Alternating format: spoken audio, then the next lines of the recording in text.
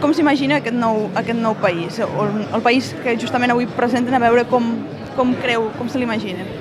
Bueno, jo me l'imagino normal, és a dir, em sembla que la nostra funció no és tant inventar l'inexistent com intentar assemblar-nos als models que ens són pròxims que funcionen. És a dir, me l'imagino amb una administració eficient, amb una cultura viva, me l'imagino amb un aprenentatge sobre això, sobre la relació entre el públic i el privat, entre les llibertats i la seguretat, en la línia dels països més eficients del nostre entorn. I justament aquest projecte que avui presenten pot ser una via per aconseguir-ho? Què n'espera també del projecte? Bueno, jo crec que el que espero fonamentalment és la contribució a visualitzar el lloc d'arribada, no? És a dir, és tan complicat el camí que a vegades, a base de fixar-te on poses els peus, no mires l'horitzó o cap on vas.